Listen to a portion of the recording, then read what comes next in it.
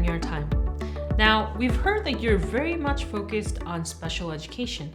Could you please explain what made you to focus on this field?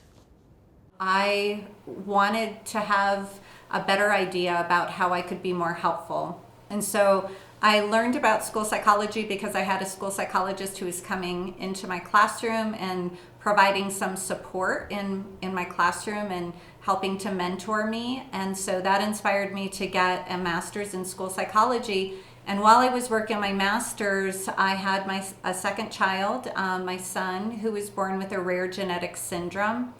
And he developed bone cancer when he was 4 years old. He had a year of chemotherapy and a left leg amputation, and he had many learning challenges along the way. And so I wanted to make sure that I understood how to be an advocate for him in the education system as well as the medical system, so that he was getting the services and supports he needed to be able to reach his true potential and have good quality of life. So, in the special education that you're focusing on, what do you think is the most important aspect? To me, for special education, it is a service that's provided to children who need additional support either academically or behaviorally because of disabilities. And so what I do is I first identify whether a child is eligible for special education services based on whether they meet criteria for a disability. And those definitions are given to us by the State Department and by the Federal Education Department. And so if a child meets criteria to be eligible for special education services, we provide an individualized education plan that provides educators kind of a framework of how best to provide educational support or behavioral support. So as a school psychologist, I can help guide teachers so that they have a better understanding about how to provide the supports that they need in order for children to be able to be more successful academically. So for example, if a child has difficulty with creating and building and maintaining healthy relationships with peers or with staff members, maybe they're defiant, maybe they're easily frustrated, they shut down, then I can come in, I can do observations and staff interviews and interviews with the student, interviews with the parent, and find out what is the behavior, what is the function of the behavior, why is this child displaying the behaviors that they are, because I believe that when we feel safe in our school environment and our home environment and our community, and we feel connected, we feel seen, we feel valued, that's when we're able to be as present in the moment, and our ability to perform at a higher level is greater. Thank you, Senator Hemphill. Now, what we heard is that the HBPL Peace Education is conducted in a way that teachers receive education training first, and then they get to teach their students in a classroom with the subject of peace. Now, this is something that we find it very refreshing, teaching peace as a subject. Now, as an educator, we want to hear your opinion on this, teaching peace as a curriculum. I was so encouraged to hear about the program and so excited to be part of this project, because this was really the reason I decided to run for office. I wanted to run because I was frustrated working in the schools and seeing that educators so often were lacking the skills that they needed to be able to create peaceful classrooms and peaceful environments. And we are all doing the best we can. But if you don't have the skills, if you don't know how to do that, sometimes you can use those traditional discipline practices to try to maintain classroom management.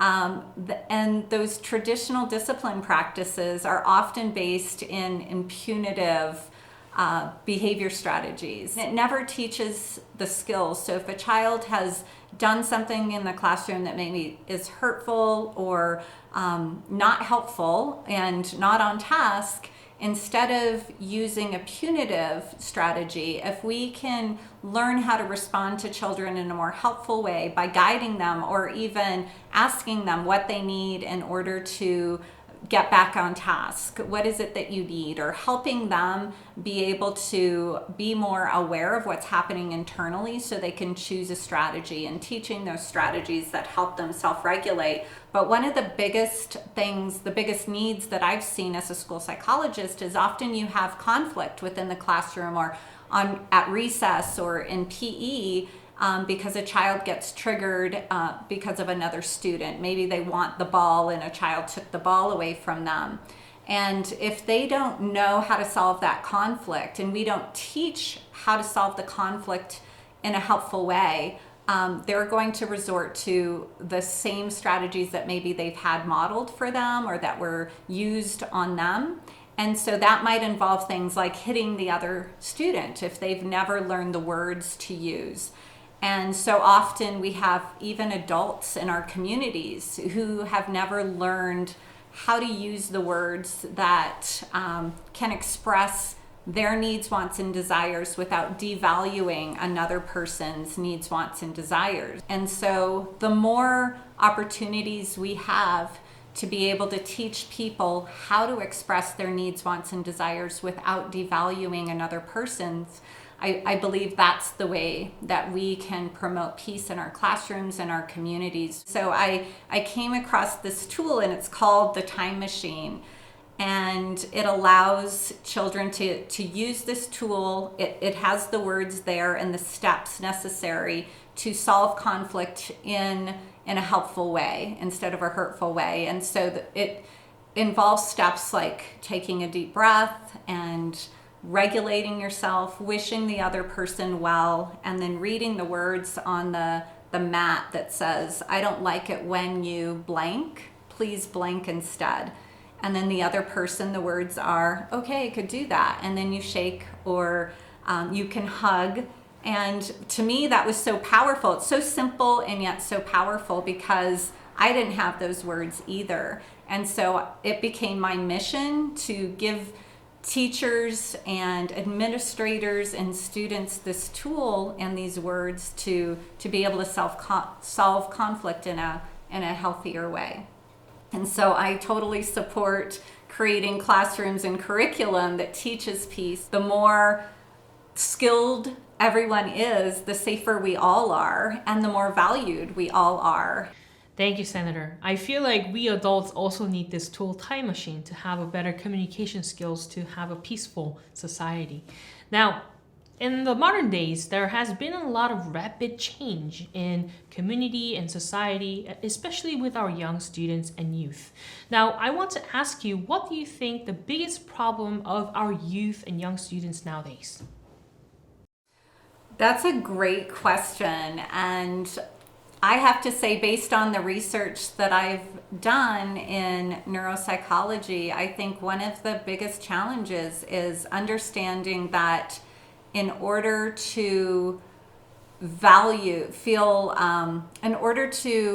of all, to feel cooperative, in order to be cooperative, we have to feel connected. And so feeling like we're taken care of, and we are valued as individuals. So I can't care about your well-being if I don't feel cared for. And so I think that it's a mutual effort we need to put into making sure that adults in our community are prioritizing being present with their children and providing the nurturing care. For example, we had a student who was being raised by his great-grandparents. His parents had been abusing substances. His grandparents had also been incapable of being able to raise him for their own, because they were going through their own issues. So he was being raised by his great-grandparents who were, tired and didn't have all the skills either. And so he was in the classroom. I was doing a lesson with them. We were reading a story, we were singing some songs, And we were finished. He looked out the window and he saw that his class was coming back inside and he had missed recess with his class. And that was the one opportunity he had to play and to interact with his peers. And he was so triggered, he started banging his head on the window. And the teacher's reaction was, hey, we don't do that. Wanted to grab him and put him into a hold, we call it a CPI hold, and basically you're holding on to the child. And I stopped him and I said, let me handle it. And so what I did first was help the child realize what was happening. And I said, you looked outside and you saw your class coming in from recess and you realized you missed recess and you were so upset and you didn't have the words to be able to tell us how you felt, and the only thing you could think of was to bang your head on the wall. So I wanted first for him to understand that I got the message that he was sending. I'm still able to set a limit on that behavior. And I said, hitting your head on the window, it hurts. You may not do that. If you want to tell us how you feel, you could say, I'm mad. I want it to be outside. So I give him the words then, and then I say it now for practice.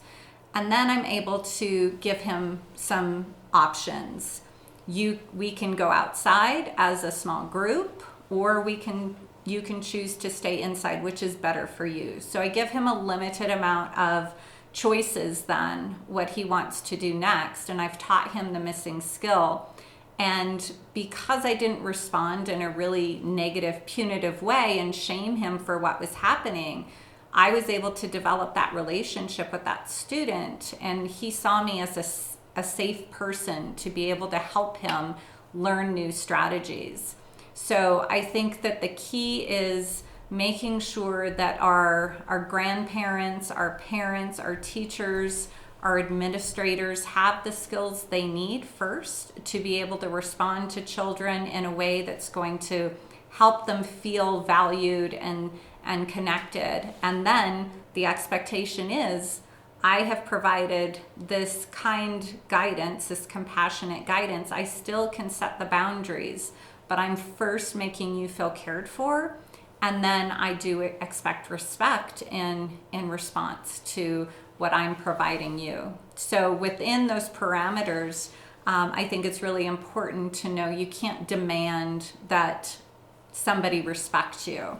You know, we can't control others. I can only control myself while still setting the rules so that everyone in the school feels safe. If you're displaying unsafe behavior, there's a limit there. So finding that balance of still being able to set the limits to create safety and create connection while still providing the support and making sure that students feel that they're valued and children feel valued and cared for.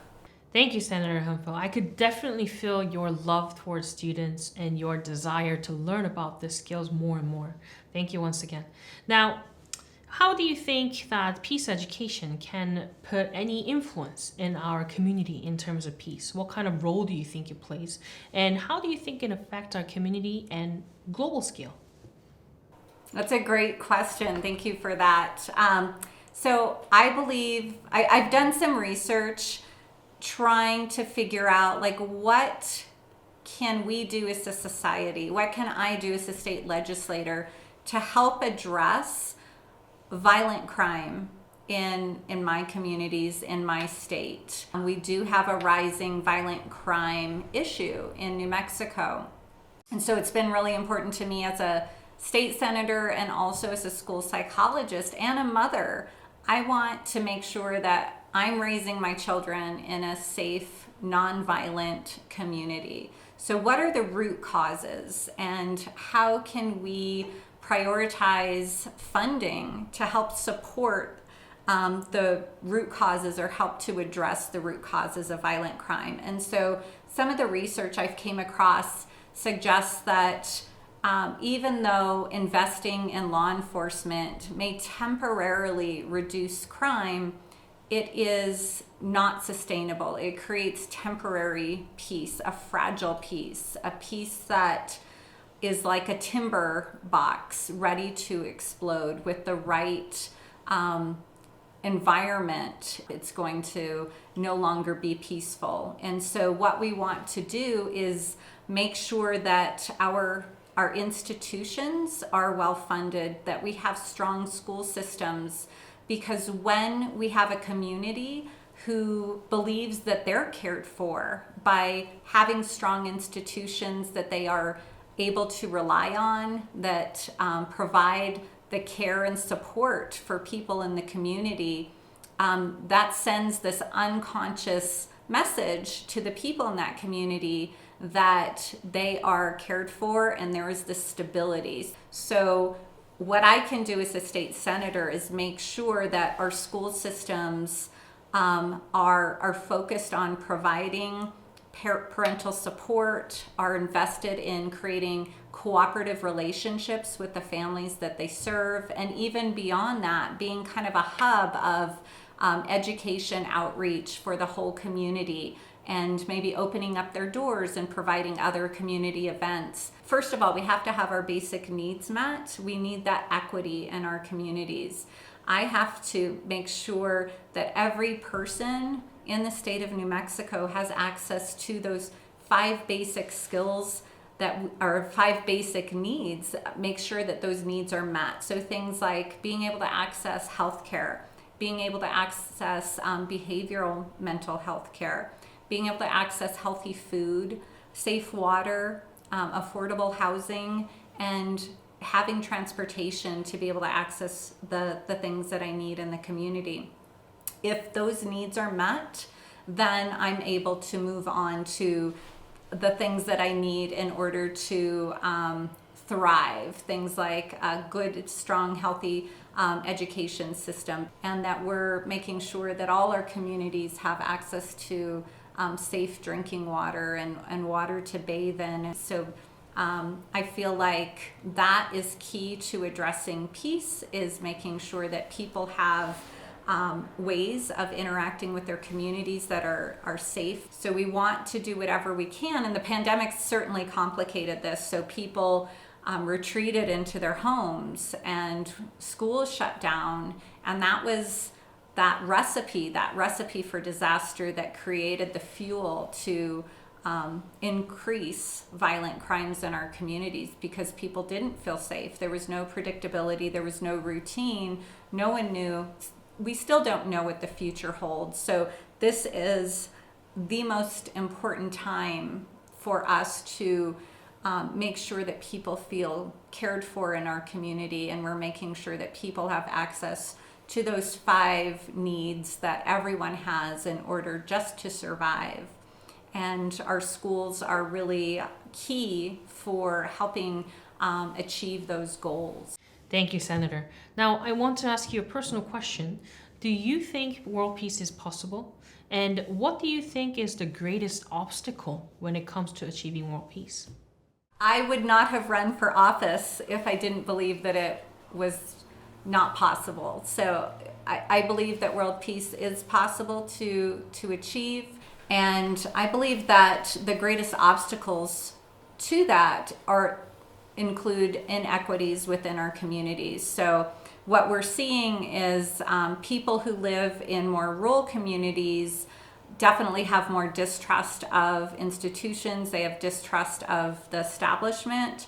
And my theory is that happens because people in rural communities have greater access, or less access to, they have greater obstacles getting access to healthcare and mental health care, and accessing healthy food, and have greater challenges with transportation, getting to and from those services that they need to be able to survive.